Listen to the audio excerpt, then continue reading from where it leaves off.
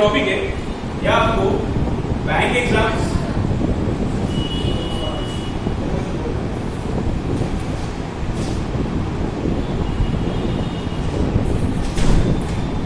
ये topic bank exams SSC CGL CHSL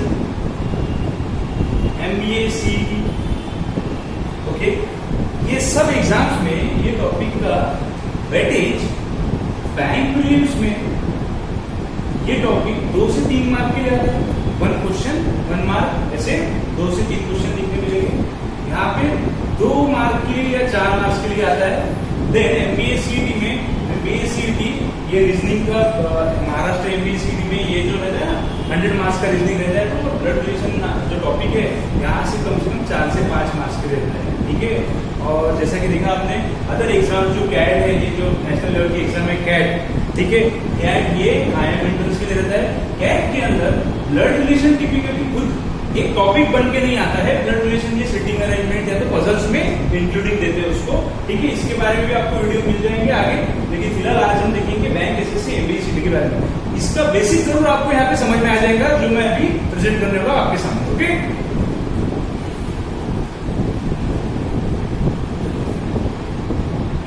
देखिए blood relation में आपको जो भी क्वेश्चंस आने वाले हैं वो क्वेश्चंस कैसे आने वाले हैं, जनरेशंस पे आने वाले हैं।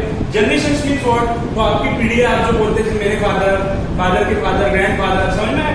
तो आज तक देखा गया है एमबीए सीईटी में या बैंक मेंस में सबसे ज्यादा क्वेश्चंस ये 4 जनरेशंस पे पूछा गया है।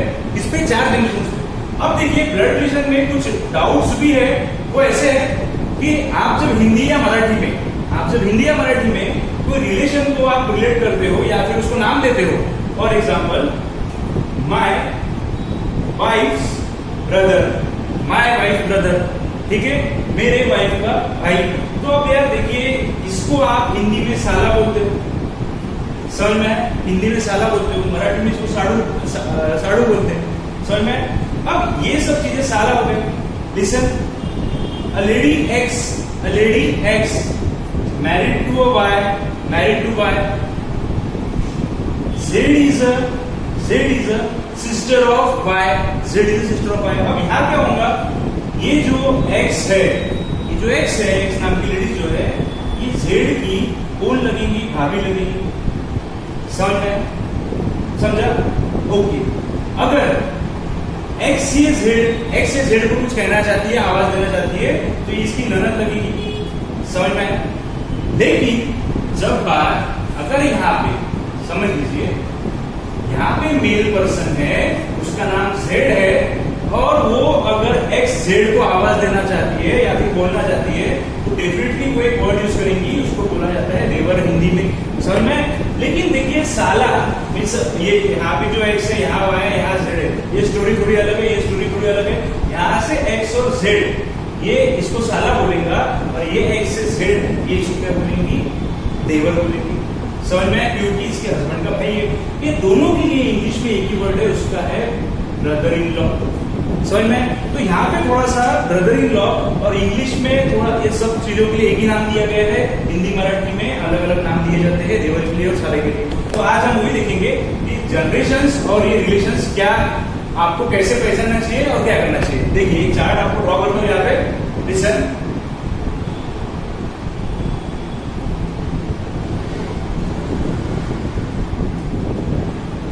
This is a 4 generation chart. Okay, this is a 4 generation chart. यहाँ पे आपको ध्यान रखिए जो भी क्वेश्चंस आने वाले हैं आपको एमबीए सीईटी में, बैंक मेंस में, बैंक प्रीलिम्स में, तो 4 जनरेशन के ऊपर आते नहीं है। तो यहाँ पे आपको जनरेशन रिलेट करते आना चाहिए, समझ में आया? अब देखिए सबसे top most generation, for example एक फैमिली है, XYZ नाम का सरनेम है उनका, XYZ ये फैमिली है, ठीक है, XYZ फैमिली का पूरा चार्ट हमको ड्रॉ करना है। अब देखिए यहाँ पे जो ऊपर की जनरेशन है, ये जनरेशन को मैं नाम देना चाहूंगा फर्स्ट जनरेशन, समझ में? ये जनरेशन को नाम देना चाहूंगा सेकंड जनरेशन, समझ में? इसको नाम देना चाहूंगा थर्ड जनरेशन, और इसको नाम देना चाहूंगा fourth generation of the family. आया समझ में? अब हमको क्या पढ़ना है इसके अंदर, ये जनरेशन वाले इनको क्या बोलेंगे, ये जनरेशन वाले ये लोगों को क्या कहेंगे, ये जनरेशन वाले ये लोगों को क्या रिलेशन से जानेंगे, समझ में आया? तो यहाँ आपको क्या सीखना है, देखिए लेफ्ट साइड में, बोर्ड का लेफ्ट साइड में, चार्ट के लेफ्ट साइड में मैं यहाँ पे बीएम लिखता हूँ। BM means before marriage. यहाँ पे लिखता हूँ बिफोर मैरिज। बिफोर मैं सब बताऊंगा आपको धीरे धीरे। यहाँ मैं लिखता हूँ am, this is after marriage. After marriage. अब कोई भी एक पर्सन हो जाए, खुद को इमेजिन कर सकते हो आप। देखिए, खुद को इमेजिन करना है मतलब क्या है कि जनरेशन में आपको खुद को एक फैमिली में खुद को अज्यूम करना है। तो समझ लीजिए ट्रायंगल जो है ये आपको समझ में, आपको फैमिली के थर्ड जनरेशन में हो। अब देखिए, बिफोर मैरिज, बिफोर मैरिज आपके साथ वाले जनरेशन में कौन कौन से लोग आएंगे जिनको आप क्या कहोगे? समझ में, जैसा कि यहाँ पे आपके साथ की जनरेशन बिफोर मैरिज। देखिए, साथ की जनरेशन मतलब क्या होता है कि वो आपके जरूर भाई बहन, साला, भाभी, साली या फिर जो भी फीमेल है तो उसके डेफिनेटली ननद या फिर सब कुछ रहने वाले, लड़का है तो उसके साली या साला रहेंगे। ये सब लोग जो है थर्ड जनरेशन में आते हैं। मतलब कौन से, अगर आप यहाँ हो तो, अगर आप यहाँ हो तो आपको देखिए क्या होना चाहिए। सबसे पहले यू इज यूर सेल्फ। आपका यहाँ पे कौन आएगा? तो यहाँ पे आएगा आपका ब्रदर। समझ में? यहाँ पे क्या आएगा आपका ब्रदर, यहाँ पे क्या आएगा आपका सिस्टर। समझ में? यहाँ पे कौन आएगा? और देखिए ब्रदर सिस्टर, फिर से बताना चाहता हूँ, ब्रदर सिस्टर के बारे में भी बहुत सारे डाउट्स हैं। ब्रदर सिस्टर के पार्ट बनते हैं, वो पार्ट है cousin and sibling. Cousin and sibling में क्या फर्क है समझ लीजिए। Cousin means what? आपके मामा का, आपके चाचा का, आपके बुआ का बेटा या बेटी, उसको क्या कहा जाता है? कजिन कहा जाता है। Siblings means what? Siblings means आपके सगे भाई बहन। If you are girl, if you are girl, your name is X, then your sister name is Y. तो ये X and Y are siblings to each other, और sisters to each other भी कहा तो भी चलेगा। समझ में? तो ये चीज याद ध्यान रखो। अब देखिए, कजिन और सिबलिंग के अंदर, सिबलिंग्स के अंदर भी ब्रदर सिस्टर आते हैं। ब्रदर मतलब क्या है? मुझे अगर भाई होगा तो ब्रदर कहूंगा, और अगर मुझे सिस्टर होंगी तो मैं क्या कहूंगा? सिस्टर कहूंगा। समझ में? कजिन में भी मुझे कजिन ब्रदर भी बोलते हैं। समझ में? कजिन ब्रदर और कजिन सिस्टर भी बोलते हैं। आया ध्यान में? समझ में? बिफोर मैरिज आपके जनरेशन के रिलेशन आपके सामने ही यहाँ पे। Okay, if you are married now, आपकी शादी होती है, तो आपकी शादी के बाद में जो रिलेशन आपके लेवल में आने वाले हैं, आपके बराबरी वाले, तो वो कौन रहेंगे भाई? आपकी अगर शादी होती है तो पहली बात तो आपका, अगर आप गर्ल हो तो यहाँ पे हस्बैंड आएगा। देखिए, ब्लड रिलेशन में हर बार और हर एक प्रॉब्लम में, सब प्रॉब्लम में आप जब तक खुद को अज्यूम नहीं करते ना, तब तक आपके आंसर्स निकलने में प्रॉब्लम जाएगा। आपको सब प्रॉब्लम में खुद को अज्यूम करना ही है, whether you are girl you are boy. आपको यहाँ पे खुद को अज्यूम करना है। देखो, आप अगर यहाँ पे गर्ल हो तो यहाँ पे आपका हस्बैंड आ जाएगा शादी के बाद। अगर आप यहाँ पे मेल पर्सन हो तो आपकी वाइफ आ जाएगी। तो ये दोनों के लिए हस्बैंड और वाइफ के लिए कॉमन वर्ड है, वो है स्पाउस। क्या है? स्पाउस। कजिन जैसा आपने बोला, कजिन मतलब मेरे मामा का भी बेटा हो सकता है, बेटी भी हो सकती, काका का बेटा हो सकता है, बेटी हो सकती, या फिर आपके बुआ का बेटा बेटी हो सकती है। वैसे ये कजिन जैसा वर्ड यहाँ पे स्पाउस है। स्पाउस मतलब क्या रहता है? गर्ल रहा तो उसका स्पाउस कौन आएगा? बॉय आएगा। और अगर वो बॉय रहा तो उसका स्पाउस कौन आएगा? गर्ल मतलब उसकी वाइफ कौन आएगी? स्पाउस में आ जाएगी। समझ में? तो यहाँ पे आ जाएगी स्पाउस। अब देखिए, एक लड़का जो रहता है उसको शादी के बाद में दो रिलेशन डेफिनेटली आती है। वो ऐसा है कि उसके वाइफ का भाई मतलब ये यू मतलब आपका वो कौन लगेगा? तो आपका लगेगा ब्रदर इन लॉ। कौन लगेगा? Brother in law. आपका वाइफ का सिस्टर, आपके वाइफ का सिस्टर, आपका कौन लगेगा? Sister in law. अभी ये मेल पर्सन की बात चल रही है। अगर आप मेल हो तो समझ में आया? Okay. If you are female, अगर आप फीमेल रहते हो तो आपके रिलेशंस क्या होंगे? तो आपका हस्बैंड पहले आ जाएगा। हस्बैंड का भाई is also a brother in law, जिसको देवर कहा जाता है, मराठी में दीर कहा जाता। समझ में? आपके हस्बैंड की सिस्टर आपकी फिर से कौन लगेंगी? सिस्टर इन लॉ लगेंगी। समझ में? तो बस यहाँ पे देखिए, दो ही लोग आने वाले हैं, साला साली, या तो ननद समझ में आया? ये चीज आने वाली है। तो ये सबके लिए एक ही नाम दिया है, सिस्टर इन लॉ और द फीमेल इन लॉज, और ये ब्रदर मतलब आपके इन लॉज जो रहेंगे ना वो सब मेल रहेंगे। समझ में आया? ये आपका यहाँ पे थर्ड जनरेशन, इसमें क्या क्या आने वाले हैं समझ में? बिफोर मैरिज, अब थोड़ा नीचे आते, नीचे आके देखते। बिफोर मैरिज आपकी शादी के पहले आपकी नीचे की जनरेशन, देखिए नीचे की जनरेशन मतलब क्या होता है, आपसे छोटा। कंफ्यूजन कहां क्रिएट होता है समझ लीजिए, बहुत बार ऐसा होता है आपसे छोटा मतलब आप आपके छोटे भाई को छोटे के नीचे के जनरेशन में कंसीडर करते हैं। नहीं, देखिए ये आपसे उम्र में छोटा है, आपका भाई मतलब ये आपकी जनरेशन में ही आने वाला है। समझ में? आपका दूर का भाई भी आपकी जनरेशन में आने वाला है, आपका पास का भाई भी आपकी जनरेशन में आने वाला है। ये कभी भी आपकी नीचे की जनरेशन में नहीं जाएगा। समझ में? नीचे की जनरेशन में मतलब क्या है, तो वहां से उसके पेरेंट्स क्या हो जाते हैं, एक तो वही रहते हैं तो चेंज हो जाते हैं। समझ में आया? Okay, if you are unmarried तो भी आप अभी शादी नहीं हुआ, आपका बिफोर मैरिज कंसेप्ट चालू है, ये साइड में लेफ्ट साइड में, राइट साइड में आफ्टर मैरिज कंसेप्ट चालू है। ये आफ्टर मैरिज यहाँ अच्छे से लिख देता हूँ, आफ्टर मैरिज। ओके, यहाँ आफ्टर मैरिज, यहाँ बिफोर मैरिज।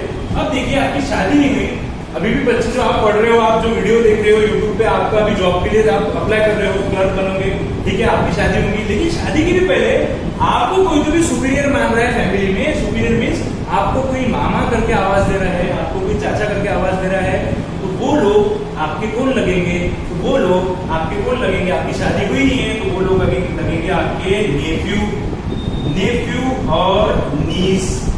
क्या लगेंगे? नेफ्यू और नीस। नेफ्यू और नीस मीन्स व्हाट? तो नीस मीन्स क्या होता है, आपकी गर्ल चाइल्ड किसकी? तो आपके भाई की, आपके बहन की। समझ में? बड़ा भाई छोटा बहन, बड़ा भाई बोलो, छोटा भाई बोलो, छोटी बहन बोलो, बड़ी बहन बोलो। नीस मतलब girl child of your brother और सिस्टर।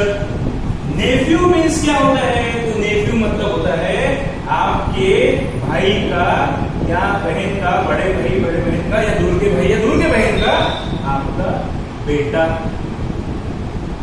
समझ में?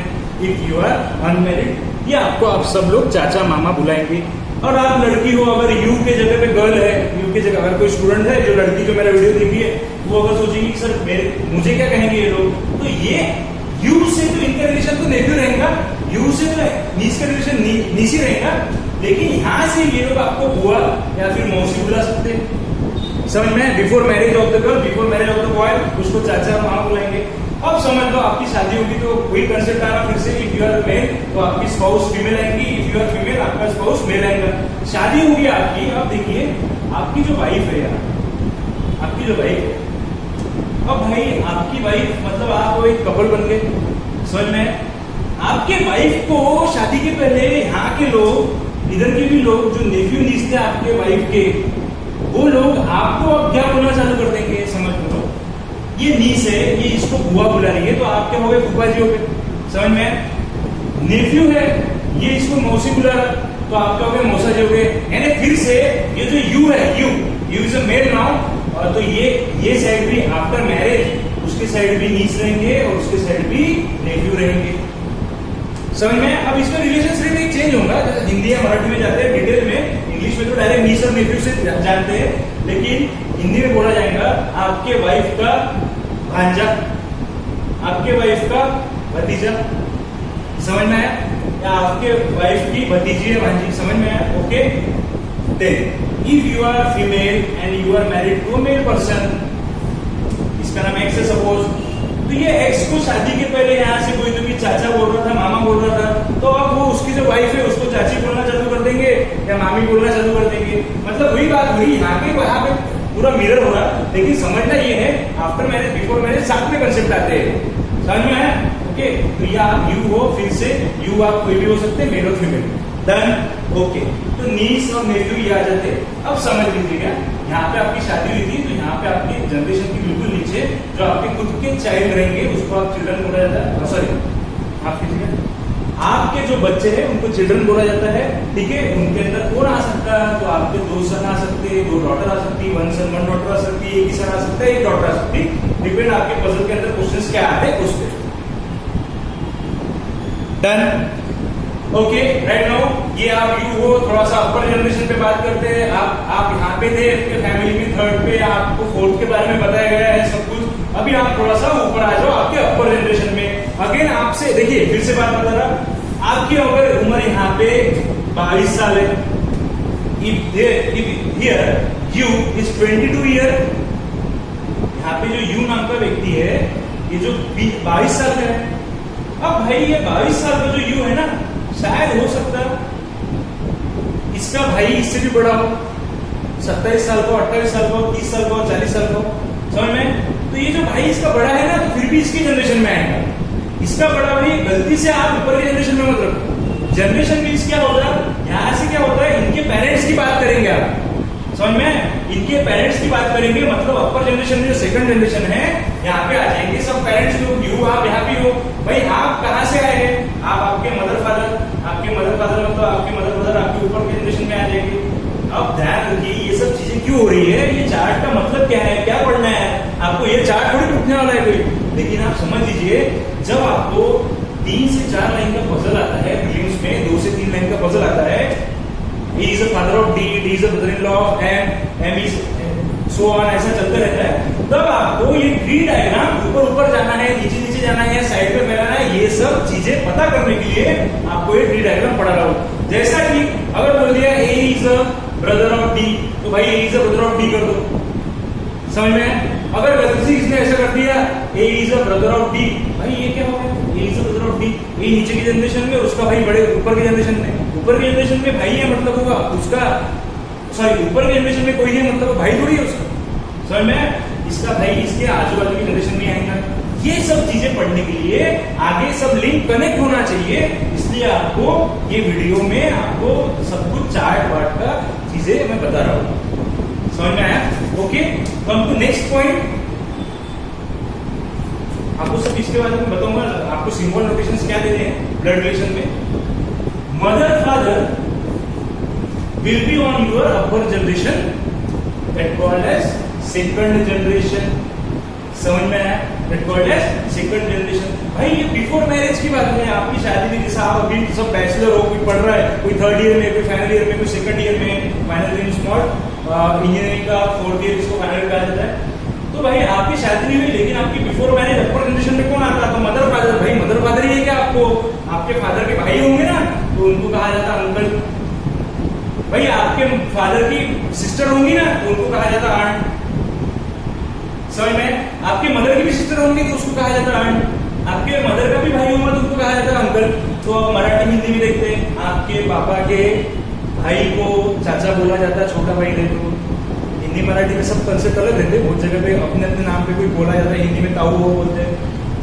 फादर के बड़े भाई को बड़े पिताजी बोला जाता है, ठीक है। मराठी में ये चीज को काका बोला जाता है। फादर की सिस्टर बुआ, उसको आंट बोला जाता है। मदर की सिस्टर, उसको आप मौसी बोलते हो, मावशी बोलते हो मराठी में, समझ में। तो ये सब चीजें दो ही नाम से जानी जाती है, अंकल और आंट के नाम से।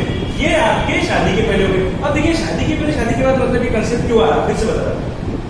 अगर आपको कहा जाता है A is a brother in law of E, A is a brother in law of E, इसका मतलब ये थोड़ी है कि उसके बिफोर मैरिज के रिलेशन खत्म हो गए, नहीं, ऐसा नहीं है। ये सिर्फ मुझे बताना है कि आफ्टर मैरिज के रिलेशन कैसे आए, समझ में आया। ओके, अब यहाँ पे मेरी शादी हो गया था आपका, तो आपके स्पाउस थी, आपका स्पाउस थी मतलब आपकी वाइफ थी, आपका हस्बैंड था। तो भाई आपके हस्बैंड का फादर मतलब आपका कौन लगेगा, फादर इन लॉ। कौन लगेगा, फादर इन लॉ। आपके हस्बैंड की मदर मतलब आपकी कौन लगेगी, मदर इन लॉ। कौन लगेगी, मदर इन लॉ, समझ में। ये होगी लड़कियों की बात। अगर ये यू मेल पर्सन है तो शादी के बाद इधर ऊपर कौन आएगा, तो सेम ही आएंगे भाई। कैसा, आपके वाइफ की मदर आपकी कौन लगेगी, मदर इन लॉ। आपके वाइफ का फादर कौन लगेगा, फादर इन लॉ। समझ में आया आपको। तो ये बस यहाँ पे लिमिटेड रहेगा। अब इसके आगे सोचिए, मुझे एक क्वेरीज आया था व्हाट्सएप पे, सर ये father in law mother in law तो ठीक है बोले, यहाँ पे इसके आगे जो इनके भाई बहन रहते हैं, आपके फादर इन लॉ और मदर इन लॉ के भाई बहन, उनके बारे में कुछ बताना नहीं चाहते क्या आप, सुनिए। अभी तक जितने भी क्वेश्चंस हुए हैं ब्लड रिलेशन में, एग्जाम्स की बात कर रहा हूं मैं, एमबीए सीटी बोलो, आईबीपीएस बोलो, क्लर्क, प्रीलिम्स, आरआरबी, सब मेंस, ये सब एग्जाम में क्वेश्चंस जो पूछे जाते हैं मैक्सिमम 4 जनरेशंस में रहते हैं। कितनी? 4 जनरेशंस, मिनिमम 3 पे भी रहते, 2 पे भी रह सकते, ठीक है, 2 या 3 पे एंड होता है और मैक्सिमम 4 पे।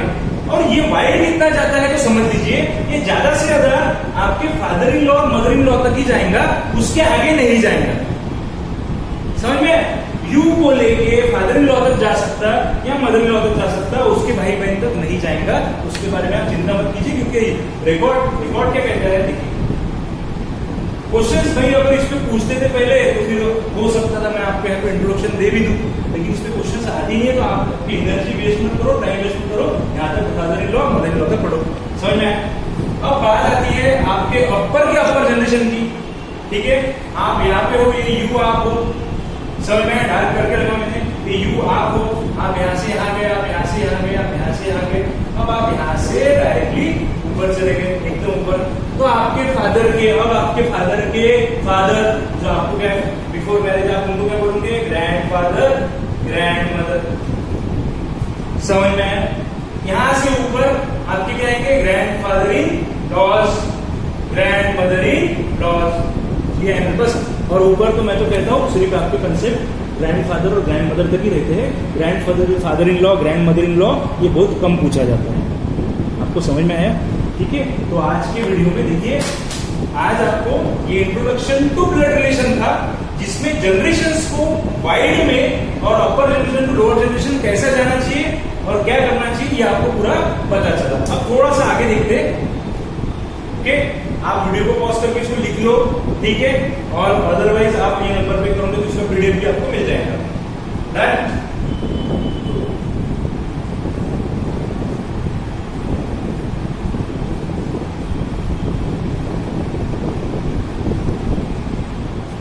Now, how to do? How to do मतलब क्या? देखिए, जब क्वेश्चन एग्जाम में आपको पोज हो गया, सपोज दिस इज क्वेश्चन, यहाँ पे आपको ये लाइन में पोज हो गया, A is a brother of D, ठीक है, D is a mother of M। अब समझ लीजिए क्या करना है। जब भी आपको brother, sister, brother in law, sister in law कहा जाएगा, डेफिनेटली ये लोग 100% तो क्या 500% ये लोग आपके, आप मतलब ये ए नाम के व्यक्ति हो, आपके सेम जनरेशन में आएंगे। मतलब आपको पजल को क्या करना पड़ेगा? वाइड स्ट्रेच करना पड़ेगा। समझ में आया? ब्रदर बोल दिया भाई, अब मैं आपको सेंटेंस देता हूँ, सीधा सेंटेंस देता हूँ, A is the brother of M, A is the brother of M. तो भाई ए, ये भाई है किसका? एम का। अब M is a girl, M is a girl, M ये गर्ल है। अब समझ लीजिए राउंड स्क्वायर क्या है, तो आपको कंफ्यूजन ना होना चाहिए आपके एग्जाम्स में। देखिए एग्जाम में क्या होता है, प्रीलिम्स की बात करता हूं, है 20 मिनट्स का रीजनिंग है, 20 मिनट्स का रीजनिंग है। अब भाई ये 20 मिनट की रीजनिंग में 35 क्वेश्चंस करना है आपको, और सपोज ये क्वेश्चन आ गया, एक मिनट थोड़ा सा आगे बढ़ता हूं मैं। M is a girl, M is married to X, X where X is a son of Y, X is a son of Y। तो अब देखिए, बस ये एग्जाम में क्वेश्चन आया सपोज, और मैं सॉल्व करना स्टार्ट कर दिया। भाई A is a brother of M, ठीक है, A is a brother of M, M is a girl, M is a girl। अब क्या होगा देखिए, अगर ये आपको सिम्बॉल्स नहीं रहे, सर्कल और स्क्वायर नहीं रहे, A is a brother of M, चलो ठीक है, M is married to X, M is married to X, where X is the son of Y, X is son of the Y। भाई ये A M X Y आपने solve कर लिया, और नीचे सब क्वेश्चंस सॉल्व करने गए, क्वेश्चन 1, क्वेश्चन 2 इसके ऊपर जो डिपेंड रहते हैं, तो आप देखोगे अगर किसने आपको पूछ लिया who is M related to Y, who is M related to Y, तो भाई who is M related to Y, ये Y का बेटा है या बेटी है, ये X इसका हस्बैंड है या ये इसका हस्बैंड है, या ये इसका भाई है या बहन है, ये पहचानना मुश्किल हो जाता है। इसलिए हम इसको एक नाम देते हैं, जो भी पर्सन मेल आएगा उसको हम बॉक्स में रखेंगे, जो भी पर्सन फीमेल आएगा उसको हम सर्कल में रखेंगे। समझ में आया? तो फीमेल और मेल इससे समझ में आ जाएगा। दूसरी बात क्या है इसके अंदर? If they are married couple, if they are talking about X is married to Y, X is married to Y, उसने अगर बोल दिया X is married to Y, तो ये X is married to Y, where Y is a male, where Y is a male, भाई Y male है और x female है, ठीक है, चलो लिखते थे, कोई बात नहीं। और एक आगे स्टेटमेंट आ गया, where X is a sister of M, where X is a sister of M, X is sister है किसका? एम का, चलो ये भी लिख दिया, where M is a boy, M is a boy, ठीक है भाई, ये भी पजल खत्म हो गया, समझ में? अब जब क्वेश्चन पूछा मुझे किसने भी, सर ये वाई जो है ना ये एक्स का कौन लगता, तो मैं बताऊंगा यार क्वेश्चन तो मेरे पास है नहीं, मतलब मैं पीछे जाके देखूंगा, पीछे जाके क्या देखूंगा, मैं क्वेश्चन का डाटा देखूंगा, उसके अंदर वाई क्या कहा था, वाई ये मेल पर्सन है और एक्स और वाई का शादी हुआ है, तो भाई शादी हुआ है कहां से पहचानना, समझ में? क्योंकि एक्स और वाई तो भाई बहन भी लग रहे हैं और एक्स और एम भी भाई बहन लग रहे हैं, इसमें से शादी किसका हुआ?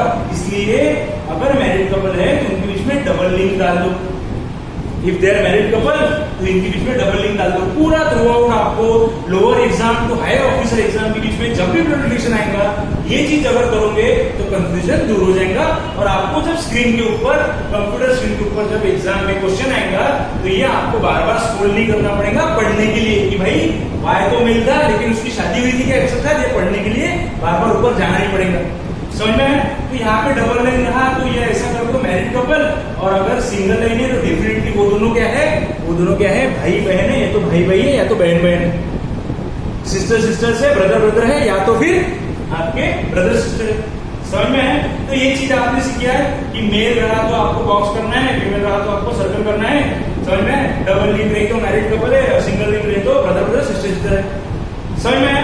ओके, तो नेक्स्ट वीडियो में देखिए, नेक्स्ट वीडियो में अपन देखेंगे इसमें का आगे का पार्ट जो है how to solve generation question, how to solve generation questions, ठीक है, जो प्रॉपरली आपको 2 से 3 मार्क के लिए प्रीलिम्स या क्लर्क में और क्लर्क प्रीलिम्स में, पीओ प्रीलिम्स में आते हैं, वो हम देखेंगे। और आप बिल्कुल भी भूले नहीं इसको सब्सक्राइब करने के लिए, लाइक करने के लिए और शेयर करने के लिए, जितना ज्यादा शेयर करोगे, और मैं आपको वही एनर्जी से आगे की वीडियो अवेलेबल कर दूंगा, इसमें पजल्स, डायरेक्शन सेंस, सिलॉग्स, इनइक्वालिटी, ये सब वीडियो आपको आते जाएंगे, समझ में आया? तो सब आपको, लेकिन आपको करना क्या पड़ेगा, सब्सक्राइब करना पड़ेगा, लाइक करना पड़ेगा, शेयर करना पड़ेगा, जितना ज्यादा करोगे उतना अच्छा रहेगा, उतना एनर्जी आपका टीचर लोगों को एक रिस्पॉन्स चाहिए होता है वो यहाँ से मिलना चाहिए। Okay done. इसमें कुछ भी क्वेश्चन आते हैं, कुछ भी आते हैं तो आप ये नंबर पे व्हाट्सएप कर सकते हैं या तो कमेंट में लिख सकते हैं, कमेंट में लिखने के बाद आपको उसका आंसर मैं अलग इसमें दे दूंगा,